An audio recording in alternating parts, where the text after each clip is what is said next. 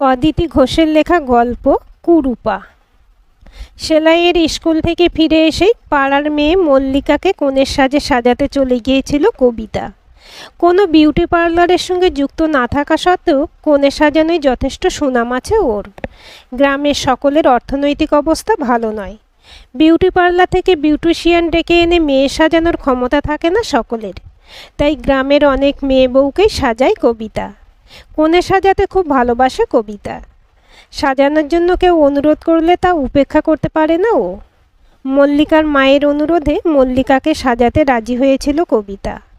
তবে এত মেয়ে বউকে সাজিয়ে দিল নিজে কখনো সাজে না ও। কোনো বিশেষ দিনে মা বা অন্য কেউ ওকে সাজতে বললে ও করুণ হেসে বলে, আমাকে ঈশ্বর তো অনেক সাজিয়ে পৃথিবীতে পাঠিয়েছেন, আর সাজার দরকার নেই। ঈশ্বরের উপর তীব্র অভিমান থেকেই বলে ও এই কথাগুলো। সত্যি সৃষ্টিকর্তা বড়ই কৃপণ হাতে তৈরি করেছেন কবিতাকে। কবিতার গায়ের রঙই যে শুধু কালো তা নয়। থ্যাবড়া নাক, ছোট ছোট দুটো চোখ ও ছড়ানো ঠোঁটে মুখটা বড়ই শ্রীহীন। নিজের রূপের জন্য আত্মগ্লানিতে সর্বদা ভোগে ও। স্নান করে উঠে চুলে চিরুনি বুলানোর সময় কয়েক মুহূর্ত ছাড়া আয়নার দিকে তাকায় না বড় একটা ও। কবিতা ওর বাবার গায়ের রং ও মুখের আদল পেয়েছে, তবে ঈশ্বর ওকে বাবার মতো টিকালো নাক দেননি। কবিতার বাবা তপন হালদার দেখতে খারাপ ছিলেন বলে তার মা বাবা খুঁজে খুঁজে এক হতদরিদ্র ঘরে সুন্দরী মেয়েকে ছেলের বউ করে নিয়ে এসেছিলেন, মেয়ের বাবাকে অনেক টাকা দিয়ে। তাদের উদ্দেশ্য ছিল একটাই, সুন্দরী বউয়ের দৌলতে যদি তপনের সন্তানেরা দেখতে ভালো হয়। কিন্তু ঈশ্বর তাঁদের সেই আশা পুরোপুরি পূরণ করেননি। তার পরের দুই সন্তান মায়ের মতো রূপ পেলেও তপনের প্রথম সন্তান কবিতা মায়ের রূপের ধারে কাছে না গিয়েও পেয়েছে বাবার রূপ। নিজের রূপের জন্য খুব ছোট থেকে নিজের উপর চরম বিতৃষ্ণা ছিল কবিতার। বড় হওয়ার পর সেই বিতৃষ্ণা আরও বাড়তে থাকে। এমন একটা সময় গেছে যখন নিজে বাইরে যেতে চাইতো না ও, এমনকি বাইরের মানুষের সামনে কোনোভাবে বের হতে চাইতো না। তাই পড়াশোনায় বেশ ভালো থাকা সত্ত্বেও উচ্চ মাধ্যমিক পাশ করার পর কোনোভাবেই কলেজে ভর্তি হতে রাজি হয়নি ও। অনেক জমি জমা ও দুটো রাইস মিলের মালিক তপন হালদার। প্রচুর টাকা থাকা সত্ত্বেও বেশ মনোকষ্টে দিন কাটে তাঁর। অন্য দুই ছেলে মেয়ের জীবন মসৃণভাবে এগিয়ে চলছিল, কিন্তু বড় মেয়ের মানসিক অবস্থার কথা ভেবে একসময় খুব ভেঙে পড়েছিলেন তিনি ও তার স্ত্রী রেবতী। কি করে মেয়েকে স্বাভাবিক করা যায় তার উপায় খুঁজতেন তারা। এদিকে অনেক টাকার বিনিময়ে যে মেয়ের বিয়ে দেবেন সেই রাস্তাও বন্ধ করে দিয়েছে কবিতা নিজেই। ও পরিষ্কারভাবে জানিয়ে দিয়েছিল ওর বিয়ের কোনো যোগাযোগ না করতে। মোটা টাকা পণ দিয়ে বিয়ে করতে চায় না ও। এরপর আর বিয়ে নিয়ে এগোনোর সাহস হয়নি তপন হালদারের। দিন চলছিল গতানুগতিকভাবে। কয়েক বছর পেরিয়ে যাওয়ার পর একজনের পরামর্শে তপন হালদার কবিতাকে শহরের সেলাইয়ের স্কুলে ভর্তি করতে চান। কবিতা তৎক্ষণাৎ রাজি হয়ে যায়। সেই থেকে টানা 5 বছর সেলাই শিখে এখন কবিতা সেলাই স্কুলের দিদিমণি। মানসিক অবসাদ থেকে মুক্ত করতে মেয়েকে সেলাই শিখিয়েছিলেন তপন। সেলাই শেখা পর্যন্ত ব্যাপারটা ঠিক ছিল, কিন্তু তার মেয়ে সামান্য একজন সেলাইয়ের দিদিমণি হবে কথাটা ভেবে প্রথমে খারাপ লেগেছিল তাঁর, অথচ করার কিছু ছিল না। কবিতা যাতে মানসিক শান্তিতে থাকে সেটাই চেয়েছিলেন তিনি। তাই কবিতার এই ইচ্ছাতে বাধা দেননি। অবশ্য বাড়ির গাড়িতে যাতায়াত করে কবিতা, আর ওর পারিশ্রমিকের টাকাটা গরিব মেয়েদের সেলাইয়ের সরঞ্জাম কেনার জন্য দিয়ে দেয়। তবু কাজটা ছাড়তে ইচ্ছে করে না ওর। কবিতার বয়স এখন 31। নিজের রূপ নিয়ে ভাবা অনেক আগেই ছেড়ে দিয়েছে ও। সেলাইয়ের স্কুল চালিয়ে আর গল্পের বই পড়ে কাটিয়ে দিচ্ছে দিনগুলো। কবিতার ভাই ও বোনের বিয়ে হয়ে গেছে ইতিমধ্যে। বোন স্বামীর সঙ্গে দিল্লিতে থাকে। ভাই কল্লোল ও তার স্ত্রী লিপিকা যথেষ্ট সম্মান করে কবিতাকে। মল্লিকাকে সাজিয়ে বাড়ি ফিরতেই লিপিকা বলল, দিদি ভাই, তোমাকে তো মল্লিকার বাবা নেমন্তন্ন করে গেছেন, তুমি যাবে তো? এবার তাহলে একটু তৈরি হয়ে নাও। ম্লান হাসল কবিতা। আমার আবার তৈরি হওয়ার কি আছে, শুধু সালোয়ারটা ছেড়ে একটা শাড়ি পরে নেব। কিন্তু তোকেও তো অনেক করে বলেছে যাওয়ার জন্য। না গেলে ভাববে ওদের অবস্থা তেমন ভালো নাই বলে ওদের নিমন্ত্রণকে উপেক্ষা করলি। না না, তা কেন, আমি যাব তো। শাড়ি বার করে রেখেছি আমার আর তোমার জন্য। তোর শাড়ি আমি পরবো? তুই জানিস তো আমি গাঢ় রঙের বা ঝকমকে শাড়ি পরি না। হ্যাঁ জানি তো, তাই একটা ফিকে আকাশি রঙের মুগার পাড় দেওয়া পিওর সিল্ক বার করেছি তোমার জন্য। ওটা পরতে তোমার খারাপ লাগবে না। আজ আর অমত করেনি কবিতা। লিপিকার দেওয়া শাড়িটাই পরেছে ও। লিপিকা জোর করে মুখে ফেস পাউডারে পাপটা বুলিয়ে দিয়ে একটা টিপ পরিয়ে দিয়েছে কবিতার কপালে। তাতেই একটু অন্যরকম লাগছে কবিতাকে। সাধারণত গাড়ি করেই সব বিয়ে বাড়িতে যায় লিপিকা, কিন্তু যেহেতু মাত্র ৩-৪টে বাড়ি পরে মল্লিকাদের বাড়ি, তাই হেঁটেই গেল ওরা। সন্ধে লগ্নে বিয়ে, তাই বিকেল বিকেল সাজিয়ে দিয়ে গিয়েছিল কবিতা। বিয়ে বাড়িতে ঢোকার আগে থেকেই একটানা শঙ্খধ্বনি ও উলুধ্বনি শোনা যাচ্ছিল। বোঝা যাচ্ছিল যে বিয়ে শুরু হয়ে গেছে। কবিতারা ঢুকতেই এগিয়ে এলো মল্লিকার দাদা মুকুল। ওর সঙ্গে একজন অপরিচিত যুবক। যুবকের উচ্চতা ৬ ফুটের কাছাকাছি হবে, চেহারা দোহারা, গায়ের রং কালোর দিকে। মুকুল পরিচয় করিয়ে দিল যুবকের সঙ্গে। বলল, কবিতাদি, এ হচ্ছে আমার মাসতুতো দাদা অলোক বসু। মল্লিকাকে তোমার সাজানোটা ওর ভীষণ পছন্দ হয়েছে। ও তোমার সঙ্গে আলাপ করার জন্য উদগ্রীব হয়ে আছে। অলোক বসু নমস্কার করতেই হাত তুলে প্রতি নমস্কার করল কবিতা। অলোক বসু বলল, সত্যি খুব সুন্দর সাজিয়েছেন আপনি মল্লিকাকে। আমি কিন্তু মল্লিকার কাছে আপনার সম্বন্ধে অনেক কিছুই জেনেছি। কবিতা বলল, বাবা, এর মধ্যে আমার সম্বন্ধে অনেক কথা শোনা হয়ে গেছে আপনার। তো কি জেনেছেন আপনি শুনি? জেনেছি আপনার মন খুব উদার। আপনি শখের জন্য সেলাই শেখান, কিন্তু পারিশ্রমিকের টাকাটা পুরো দান করে দেন ওই সেলাই স্কুলের গরিব ছাত্রীদের। আপনার ভরসাতেই ওখানে সেলাই শিখছে বেশ কিছু মেয়ে বউ। তাছাড়া যাদের অর্থনৈতিক অবস্থা তেমন ভালো নয়, যাদের বিউটি পার্লার থেকে বিউটিশিয়ান ডেকে কনে সাজানোর সামর্থ্য নেই, তাদের বাড়ির মেয়ে বা বউকে আপনি খুব যত্ন নিয়ে সাজিয়ে দেন। কবিতা সামান্য হাসল। আমার টাকার প্রয়োজন নেই, তাই ওদের একটু হেল্প করি। এটা তেমন কিছু বলার মতো ব্যাপার নয়। শুধু এটাই নিশ্চয়ই শোনেননি, তার সঙ্গে এটাও শুনেছেন যে আমি একেবারে কুরূপা? না, তেমন কোনো কথা বলেনি মল্লিকা। শাড়ি দিয়ে রাখা চেয়ারের দিকে নির্দেশ করে অলোক বললেন, সবাই ছাতনাতলায় বিয়ে দেখতে ব্যস্ত, তাই চেয়ারগুলো ফাঁকা রয়েছে। আসুন না, একটু বসা যাক। কবিতা ও লিপিকা বসার পর লিপিকার পাশে বসলো অলোক। কিছুক্ষণ চুপচাপ বসে থাকার পর প্রথম মুখ খুলল অলোকই। কবিতার দিকে তাকিয়ে বলল, আপনি বলছিলেন না আপনি কুরূপা? সেটা বললেই শুধু হবে না, আপনার অন্তরের সৌন্দর্য কিন্তু কম নয়।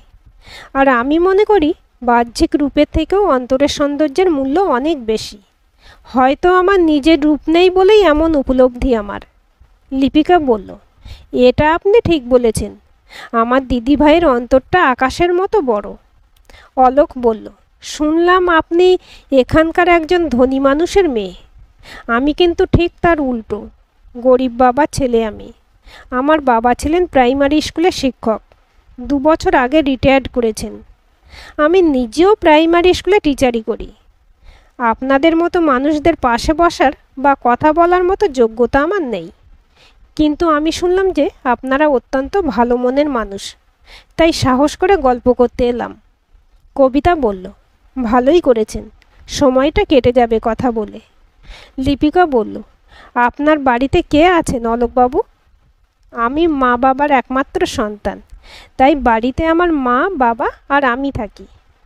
তার মানে আপনি এখনো বিয়ে করেননি? না, আমি এক প্রকার বিয়ে করব না বলেই মনস্থির করেছি। আসলে আমার বিয়ে করতে ভয় করে একটা কারণে। কবিতা বলল, কারণটা কি শুনি? অলোক বলল, আমার মা অত্যন্ত সাদাসিধে ও সরল প্রকৃতির মানুষ।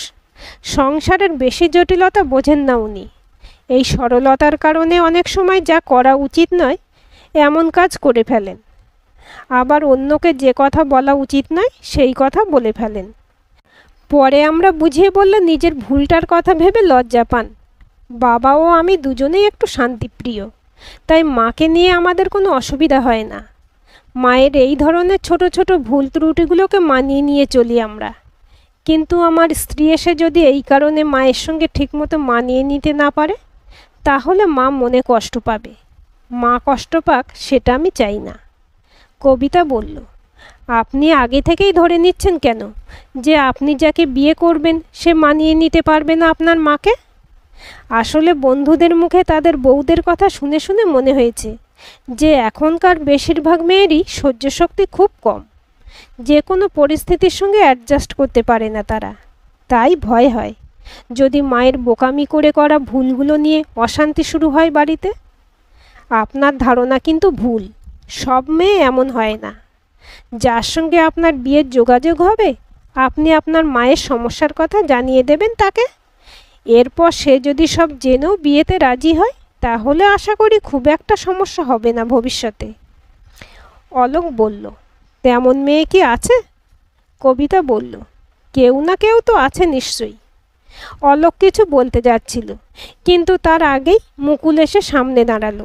বলল, কবিতাদি, আমাদের আয়োজন খুবই সামান্য, নিমন্ত্রিতের সংখ্যাও কম।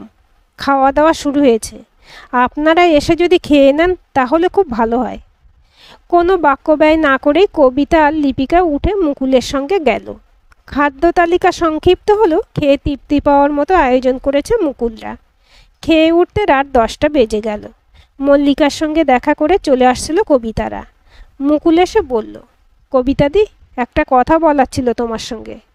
কবিতা বলল, কি কথা রে? কাল বিকেলেই অলোকদা বাড়ি চলে যাবে। ওর খুব ইচ্ছা কাল সকালের দিকে একবার তোমাদের বাড়ি গিয়ে তোমার মা বাবার সঙ্গে আলাপ করার। মল্লিকাদের রওনা হতে হতে 10টা সাড়ে 10টা বেজে যাবে। তোমার যদি আপত্তি না থাকে তাহলে আমি সকাল 8টা নাগাদ অলোকদাকে নিয়ে তোমাদের বাড়ি যেতে পারি। সামান্য আলাপেই কেউ যে কারো বাড়ি যেতে চায় সেটা ধারণার বাইরে ছিল কবিতার। একেবারে অপ্রত্যাশিত প্রস্তাবটা শুনে ঘাবড়ে গেল কবিতা। তারপর নিজেকে সামলে নিয়ে বলল, মা বাবার সঙ্গে উনি আলাপ করতে চান, এতে আমার আপত্তি থাকবে কেন? তুই ওনাকে নিয়ে যাস। সকাল 10টার সময় সেলাই স্কুলে যায় কবিতা, আর বিকেল 4টের সময় ফিরে আসে। তাই বাড়ির অন্য সবার সাথে ব্রেকফাস্ট না করে 9:30টার সময় ভাত খেয়ে নেয় ও। স্নানটা ঘুম থেকে ওঠার পরই সেরে ফেলে। তারপর গল্পের বই নিয়ে বসে। রহস্য গল্প বা উপন্যাস পড়তে খুব ভালোবাসে কবিতা। নিজেদের বাড়িতে একটা ছোটোখাটো লাইব্রেরি থাকা সত্ত্বেও পাড়ার লাইব্রেরি থেকে বই আনিয়ে পড়ে ও। আজ শরদিন্দু বন্দ্যোপাধ্যায়ের রক্তমুখী নীলা বইটা নিয়ে বসেছিল। বইয়ে চোখ রাখলেও ওর মনটা আজ খুব বিক্ষিপ্ত। অলোক বসু কেন আসতে চাইলেন ওদের বাড়ি সেটা নিয়েই ভাবছে ও। ওর ভাবনা অবশ্য বেশি দূর গড়ালো না। কলিং বেলটা বেজে উঠল। ঘড়ির দিকে তাকিয়ে সময় দেখল কবিতা। ঠিক 8টা বাজছে। দুজন কাজের সহকারী মহিলা সকাল 6:30 থেকে 7টার মধ্যে এসে যায়। যার উপর বাজার করার দায়িত্ব সেও 7টার মধ্যেই চলে আসে। মুকুল কাল 8টায় অলোক বসুকে নিয়ে আসবে বলেছে, তার মানে নিশ্চয়ই ওরাই এসেছে। কৌতূহলবশত ঘর থেকে বেরিয়ে দোতলার ব্যালকনিতে দাঁড়ালো কবিতা। হ্যাঁ, ওর অনুমান ঠিক। পরিচারিকা মিনু মাসে গেট খুলতেই ড্রয়িং রুমের দরজায় পা রাখল অলোক আর মুকুল। ড্রয়িং রুমে বসে খবরের কাগজ পড়ছিলেন তপন হালদার। মুকুলকে দেখে উনি আমন্ত্রণ জানালেন ভেতরে আসার জন্য। সোফায় বসার পরই মুকুল আলাপ করিয়ে দিল অলোকের সঙ্গে। আলাপ পর্ব মিটতেই কোনো রকম ভনিতা না করেই অলোক সরাসরি বলল, আমি বিশেষ একটা কারণে আজ আপনাদের বাড়িতে এসেছি। আমার একান্ত অনুরোধ, আপনি আপনার স্ত্রী, ছেলে মেয়েদের ও পুত্রবধূকে যদি একটু ডাকেন তাহলে খুব ভালো হয়। আমি সকলের সামনে আমার এখানে আসার কারণটা জানাতে চাই। একজন অপরিচিত মানুষ হয়ে এই রকম দাবি করার হয়তো আমার স্পর্ধা দেখানো হয়ে যাচ্ছে, তার জন্য আমি অগ্রিম ক্ষমা চাইছি আপনার কাছে। তপন হালদার মিনুকে ডাক দিলেন। ও আসতেই সকলকে ডেকে নিয়ে আসার জন্য বললেন। তপন হালদারের কথার গুরুত্ব এই বাড়িতে যে কতখানি তা বুঝতে দেরি হলো না অলোকের। মিনিট 2-এর মধ্যেই সবাই এসে হাজির হলো ড্রয়িং রুমে। মুকুল উঠে অলোকের সঙ্গে আলাপ করিয়ে দিল কল্লোল ও রেবতীর। সবাই বসতে তপন হালদার বললেন, অলোক, তুমি আমার ছেলের বয়সী, তাই তুমি করেই সম্বোধন করছি। অলোক বলল, অবশ্যই বলবেন, সেটাই তো উচিত। তপন বলল, এবার তুমি বলো, তুমি কি বলতে চাও? অলোক বলল, আপনার মেয়ে ও বৌমার সঙ্গে কাল আলাপ হয়েছে। শুধু আলাপ হয়েছে বললে ভুল হবে। বেশ কিছুক্ষণ গল্প করেছে ওনাদের সঙ্গে। আমার ভালো লেগেছে ওনাদের সঙ্গে গল্প করে। এখন বাকিদের আমার পরিচয় দিই। আমি অলোক বসু, বয়স ৩৫, এমএসসি পাশ করেছি, কিন্তু শিক্ষাগত যোগ্যতা অনুযায়ী কোনো চাকরি পাইনি। আমি প্রাইমারি স্কুলে শিক্ষকতা করি, সেই সঙ্গে সকালে ও রাত্রে প্রাইভেট পড়াই। আমার বাবাও ছিলেন একজন প্রাইমারি স্কুলের শিক্ষক।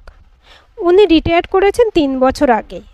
আমি বাবা মায়ের একমাত্র সন্তান, তাই বাড়ির সদস্য সংখ্যা মাত্র ৩। চন্দননগরে ৫ কাঠা জায়গার উপর আমাদের একটা বাড়ি আছে। বাবার পেনশন ও আমার উপার্জন থেকে ভালোভাবেই চলে যায় আমাদের সংসার। নিজের সম্বন্ধে উপযাচিত হয়ে এত কথা বলছি আমি, আপনারা নিশ্চয়ই আমাকে উন্মাদ ভাবছেন। আসলে আমি পাগল টাগল নই। আপনার মেয়ের সঙ্গে কথা বলে ওনাকে ভালো লেগেছে আমার। আমি ওনাকে বিয়ে করতে ইচ্ছুক।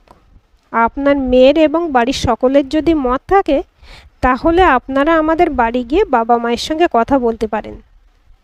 তপন হালদার বললেন, এ তো ভালো প্রস্তাব। এতদিন আমরা বিয়ের প্রসঙ্গ তুললে কবিতা আপত্তি জানিয়েছে, তাই আমরা ওর বিয়ে দিতে পারিনি। এখন যদি ওর মত থাকে, তাহলে আমাদের রাজি না হওয়ার মতো কোনো প্রশ্নই আসে না। অলোক বসু বলল, আমার আর একটা কথা বলা হয়নি। বিয়ের ব্যাপারে আমার একটা শর্ত আছে। বিয়েতে পণ হিসেবে একটা টাকাও নেব না আমি।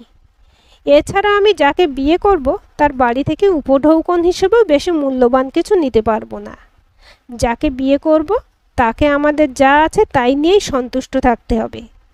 এই শর্তে যদি কেউ রাজি হয়, তাকেই আমি বিয়ে করব। কবিতা এতক্ষণ চুপচাপ বসেছিল। অলোক বসুর কথা শেষ হতেই ও বলল, আমি এই বিয়েতে রাজি। অলোক বলল, আপনি ভেবে বলছেন তো? আমাদের গাড়ি নেই, বাড়িটাও কিন্তু দোতলা নয়। একতলাতেই 3টে ঘর ছাড়া আছে মায়ের ঠাকুর ঘর, রান্নাঘর ও 2টো বাথরুম। এছাড়া আছে ছোটোখাটো একটা ফুলের বাগান। ওই একতলা বাড়িতে সাধারণভাবে আপনি থাকতে পারবেন তো? কবিতা বলল, আমি নিজেও খুবই সাধারণ। বিলাসিতার প্রতি কোনো মোহ নেই আমার, তাই মানিয়ে নিতে কোনো অসুবিধা হবে না আমার। কিন্তু আপনার মা বাবা আমাকে পছন্দ করবেন কি না সেটা না জেনে আপনি আগেই আমি রাজি কিনা জিজ্ঞেস করছেন কেন? কারণ প্রথমত বিয়েটা করবেন আপনি, তাই আপনার মত সবার আগে জানা দরকার। দ্বিতীয়ত আমার বাবা মা বলে দিয়েছেন যে আমি যাকে পছন্দ করব ওনারা তাকেই পুত্রবধূ হিসেবে মেনে নেবেন। আপনি কি আমার প্রতি দয়া পরবশ হয়ে আমাকে বিয়ে করতে চাইছেন? একেবারেই না। আসলে কাল আপনার সঙ্গে কথা বলার পর আমার মনে হয়েছিল যে আপনার মনটা অনেক বড়। আপনি হয়তো আমার মায়ের সঙ্গে অ্যাডজাস্ট করে চলতে পারবেন। ভবিষ্যতে আমার রূপ নিয়ে আপনার মনে যে কোনো আক্ষেপ হবে না সেটা কে বলতে পারে? আমি যা করি ভেবেচিন্তেই করি, আর আমার মন অত ঠুনকো নয় যে যখন তখন বদলে যাবে। তপন হালদার বললেন, কবিতার যখন মত আছে তখন এই বিয়েতে অমত নেই আমাদের। কিন্তু তোমার সত্যটা পুরোপুরি মেনে নিই কী করে? পণ নিলে না সেটা না হয় মেনে নিলাম, তা বলে বাকিটা? মানে আমি উপহারের কথা বলছি। আমার একমাত্র মেয়ে, তাকে কিছু দেব না সেটা কেমন করে হয়? অলোক বলল, কিছু দেবেন না সেটা আমি বলিনি। আপনি আপনার মেয়েকে অবশ্যই কিছু দেবেন, কিন্তু সেটা অল্পের মধ্যে। ঘরে ঘরে খাট, আলমারি, ড্রেসিং টেবিল আছে আমাদের। এছাড়া ফ্রিজ, ওয়াশিং মেশিন এসবও আছে। আর তেমন কিছু যদি দরকার হয় তা কিনে নিতে পারবো আমি। তাই এসব কিছু দেবেন না। আপনার অনেক আছে তা আমি জেনেছি, কিন্তু কবিতা দেবী তো খুবই সাধারণ সাজগোজ পছন্দ করেন, তাই অলংকারও অল্প স্বল্প দিলে ভালো হয়। কবিতা বলল, আপনি চিন্তা করবেন না, আমি কথা দিচ্ছি যদি বিয়েটা হয় তাহলে আমি বেশি গয়নাগাটি নেব না বাবার কাছ থেকে। এরপর আর তপন হালদারের বলার কিছু ছিল না। উনি বললেন, আমি কখনো কবিতার ইচ্ছের বিরুদ্ধে কোনো কাজ করিনি। ও যা চায় তাই হবে। অলোক বলল, আগামী রবিবার যদি আপনারা আমাদের বাড়িতে যেতে চান তাহলে মুকুল সঙ্গে করে নিয়ে যাবে আপনাদের। তপন বলল, তাই হবে। রবিবার বিকেলে আমরা তোমাদের বাড়ি যাব। কল্লোল এতক্ষণ কোনো কথা বলেনি, এবার বলল, সবই তো ঠিক আছে, কিন্তু একটা ব্যাপারে একটু কনসিডার করতে হবে আপনাকে। আমার দিদিকে আমরা গয়না দিয়ে ইচ্ছে মতো সাজিয়ে দেব, এই ব্যাপারে আপনার অমত করা চলবে না। অলোক বলল, আমি আমার মত জানিয়েছি, এবার সেটা আপনার দিদির উপর ছেড়ে দিলাম। উনি যা ভালো বুঝবেন তাই করবেন। অলোক ও মুকুল চলে যাওয়ার পর তপন হালদার বললেন, যদিও আমরা নিজেরা দেখে ও খোঁজ খবর নিয়ে বিয়েটা দেব, তবে মনে হচ্ছে অলোক ছেলেটি সৎ ও নির্লোভ। আমার ভালো লেগেছে ওকে। তোমাদের কেমন লাগলো বলো? রেবতী, লিপিকা ও কল্লোল সবাই প্রায় একই সঙ্গে বলল যে সকলেরই ভালো লেগেছে। কল্লোল বলল, অলোকবাবু কিন্তু খুব স্পষ্ট কথার মানুষ, এটা আমার ভালো লেগেছে। রেবতী উঠে কবিতাকে জড়িয়ে ধরে বললেন, তুই আমাদের ছেড়ে কখনো থাকিসনি, বিয়ে করে চলে যাবি ভেবে কেমন যেন খারাপ লাগছে, তেমন ভালো লাগছে তুই বিয়ে করতে রাজি হয়েছিস বলে। আমার বিশ্বাস যে এই ছেলেটি তোকে ভালো রাখবে। লিপিকা বলল, আমারও তাই মনে হয় মা। তপন বললেন, অলোক তো সবই বলল, ওদের অবস্থার সঙ্গে মানিয়ে চলতে তোর অসুবিধা হবে না তো মা? কবিতা বলল, না বাবা, বাড়ির মানুষগুলো ভালো হলে সেখানে থাকতে আমার কোনো অসুবিধা হবে না। মেয়ের কথা শুনে তপনের বুঝতে অসুবিধা হলো না যে অলোককে বেশ পছন্দ হয়েছে কবিতার। এতদিনে মেয়ে একটা নতুন জীবন পাবে ভেবে মনে মনে স্বস্তির শ্বাস ফেললেন উনি। এরপর পেরিয়ে গেছে প্রায় 1 মাস। দুই বাড়ির থেকে দেখাদেখি পর্ব মিটে গেছে। অলোক ও কবিতার বিয়ের দিন ধার্য হয়ে গেছে। বৈশাখ মাসের 10 তারিখে ওদের বিয়ে। তপন হালদার ও রেবতী শুরু করে দিয়েছেন মেয়ের বিয়ে তোড়জোড়। ইতিমধ্যে অলোক ও কবিতার মধ্যে একটা ভালোবাসার সম্পর্ক গড়ে উঠেছে। রোজ রাত্রে কবিতাকে নিয়মিত ফোন করে অলোক। রোজই প্রায় ঘণ্টাখানেক ধরে কথা বলে ওরা। অলোকের আন্তরিক ব্যবহারে মুগ্ধ কবিতা। ওর মতো একটা কুরূপা মেয়েকে যে নিজের জীবনসঙ্গী হিসেবে বেছে নেবে কেউ, এ কথা স্বপ্নেও কখনো ভাবেনি ও। নিজের রূপের জন্য এতদিন নিজেকে ভাগ্যহীনা মনে হতো কবিতার, এখন তার উল্টোটাই মনে হয়। সৃষ্টিকর্তার উপর আর কোনো ক্ষোভ নেই ওর, বরং অলোকের মতো একজন ভালো মানুষকে জীবনসঙ্গী হিসেবে পেতে চলেছে বলে ঈশ্বরকে ধন্যবাদ জানায় মনে মনে।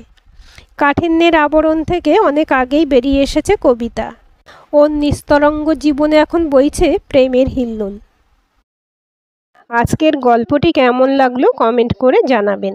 ভালো লাগলে লাইক, হাইপ, শেয়ার করবেন। আর চ্যানেলটি সাবস্ক্রাইব করে বেল আইকনটি ক্লিক করে রাখতে ভুলবেন না।